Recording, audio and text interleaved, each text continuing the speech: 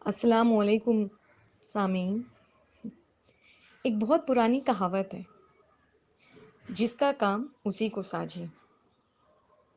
شاید اس بات یا اس جملے کا مطلب ہم سب جانتے ہیں کہ کچھ چیزیں یا کچھ کام کچھ لوگوں کے ذریعہ ہی مکمل ہو یا اپنے اختتام کو پہنچے تو بہتر ہے، ورنہ پھر بہت ساری پریشانیوں کا سامنا کرنا پڑتا ہے۔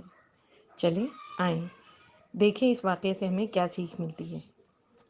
انشاءاللہ کچھ بہتر ہی ملے گی۔ ایک شخص آشوب چشم میں مبتلا ہو گیا۔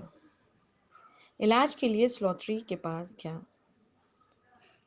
سلوتری یعنی جانوروں کے معالج، جانوروں کا علاج کرنے والا۔ اس نے وہی دوا جو جانوروں کی آنکھوں میں لگاتا تھا اس کی آنکھوں میں بھی لگا دی۔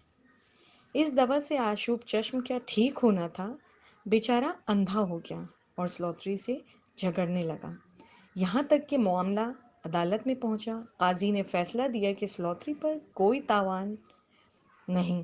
اگر یہ شخص گدھا نہ ہوتا تو سلوتری کے پاس کیوں جاتا؟ داناؤں کے نزدیک یہ کم عقلی کی بات ہے کہ ایسے کام کو کسی نا تجربے کار آدمی کے سپرد کیا جائے، جس کے لیے تجربہ کار اور مہارت فن لازم ہو۔